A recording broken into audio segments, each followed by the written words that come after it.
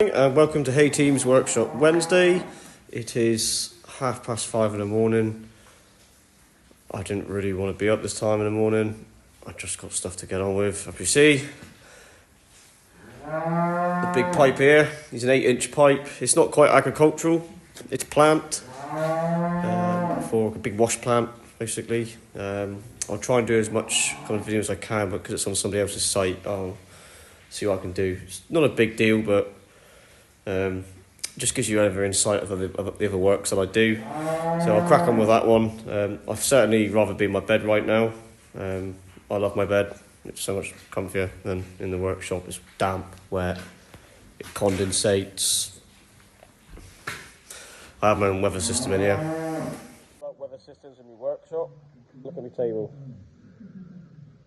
You see from the profiles up on the roof, it kind of like makes a line of where the drips come down. It's a pain in the ass. This table's normally nice and shiny, but I haven't been working in here doing bits and getting dust.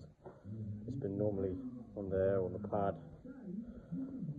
That's a load of engine parts for John Deere 2850, which in process, and 2 blocks. That is a big folder in behind. He's a big press folder actually. So that'll be used for soon. We've built some aluminium cattle doors for big cattle stock box. These are the flanges going on. That's a 6-inch flange, 8-inch flange. This is a 6 to 8-inch reducer, or 8 to 6-inch reducer, let's say. This would be classed as a concentric reducer because he's central all the way around. And you do the other reducers that are eccentric or econcentric. Basically, it's flat face one side and tapered the other. Basically, it's reduced on one side and flat on the other. So it would go straight on one side and then down in like that. So it's just an offset, basically an offset reducer.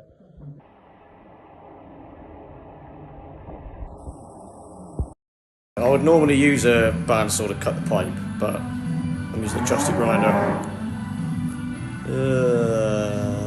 I'm not going to point it. There it is, on the floor. I can't even point to it. There. Because it will probably fit the bandsaw, but it'll cut 3/4 way through, probably more than 3/4, and you just have to roll it in the saw itself to get it, obviously, to cut right through. So I use a trusty old grinder, it's going to make a mess. I hate using grinders.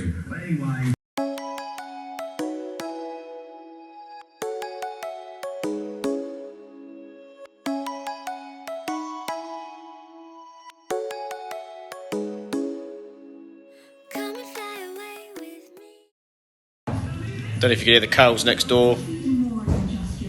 No, they stopped moving now. They're just moving for a good 20-30 minutes. But we weaned the calves off them yesterday, nearly yearlings, but we're out of sheds at this farm, so a lot of them had to stay, but a lot of them are in calf at the moment as well, so you'll hear across this video the cows just mooing all the time. We only weaned them yesterday, in theory. Should have done it earlier, but when you can't facilitate the animals and to split them up, now we've got another shed that's free now. We've managed to split them all up, so we did that yesterday, so that was about 30 of them, 32. No, 28 near enough, nearly stirks, something like that. So I've got lots of got an audience the other side, but they're mooing a lot.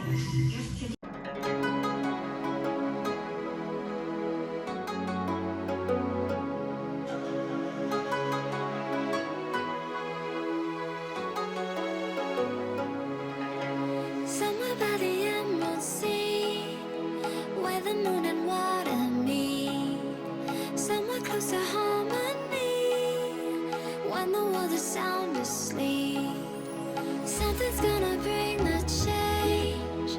Journeys we are meant to take. Something at the edge of space, calling us to fly away. Don't you be afraid. The tack welds all fluffed and grind out. So they're basically, as I call it, feather edged grind. So it's actually really thin, to about a centimetre in. So when you come to weld, or you're finishing off your weld, it's still going to burn through the existing old weld. So it will just flush, and basically the penetration will just go through it basically. You see a little bit of change in the pattern, but when it goes over, it keeps this bit here warm, and then the weld gets very hot as it comes to the end, and then obviously this starts penetrating through then because it's just molting through, and you'll just carry on. So that's the beauty of your start and stops on tack welds, which you want to feather edge them right in, so the penetration will go right through the whole lot. Something's gonna bring the change. Journeys we are meant to take. Something at the edge of space, calling us to fly away.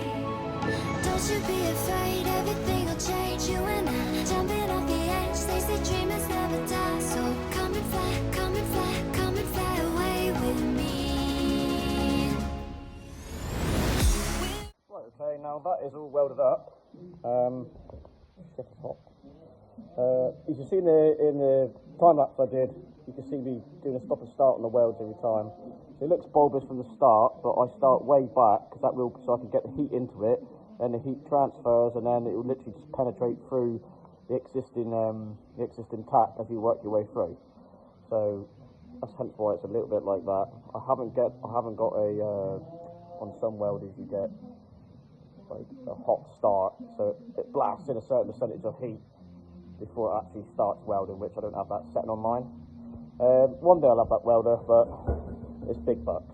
So it came out reasonably well. One of them stop and started here because I blew right through. I had it on 200 amps and didn't realise, but yeah, he came out quite good. You can see there, that's where the root, and that's existing tack, so I just went over that a little bit quicker, and then kind of flushed in all the others as well. You can see where I ground out and that starts, so I grind out about an inch away and then work my way. So underneath I put a glove on, hopefully yeah, you can see where it's penetrated through. Fucking hell, it's hot. Like a huge pressure going through it, but it's the amount of flow. So I'll do the capping now. That was all welded and came out well. Cleaned them up as well. Wire brush. Just grind down my stop and start, little bulbous bits. But that turned out pretty well. Basically, I weld it vertical up. So I keep rolling the pipe. Well, I'll roll it in that channel and vertical up. So that's just basically one kind of hot pass kind of capping. I should have put a hot pass in there because it's nearly 10 mil. Would have better a bit more chance of build up. But that is officially welded now, so now I'll get ready to install the flanges, and then I'll be welded on site because the pump is a bit skew with the other previous pipe work, and I don't know. You do everything to 2 holes at the top, and well, square as it gets, but I didn't need to square all this off because, you know, the flanges do the rest of the work. This is pretty much there. Right, that's that done for now. Before we show you some of my equipment, my line. This is a 2850. That one's got to be done as well. Yeah, that's been a while doing that one, but this is one of the balance shafts gone on me 28. You pride and joy. I would get underneath. I'd show you. Well, actually, I could show you from underneath. Actually, whilst we're here, this is an agricultural chapel. So you see your balance shafts either end, and in the actual short block, the bushes here, they've actually gone like bad, really bad. That one there is all right, but yeah, so normally you have to basically bore these out and put bigger bushes in. But you know, you can tell something's up through the suction screen or something. You know, you're surprised that something's punching up through the suction screen. You ain't got the power. It's just a gear pump, just a gear sump pump. It's, you know, there's nothing to it. But yeah, as you see, you know, I dropped this sump about 2 years ago, and then found out the news. I didn't find out the news. The news was in the The news was in the sump. So, and that's that one there.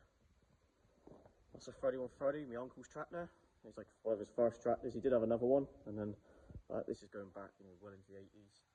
That one there is a 5730 Forager. He's kind of retired now, that one, but man and boy, that was my uncle's. He's probably one of the first contractors around to get the to do maize in the South Hams down Devon here. Was one of the first self-propelled foragers. But old but gold again. Fantastic bit of kit. Many fond memories of that one. Fond memories sitting in it and using it. That is going to be a good project. So this is the pipe. So we've got a place.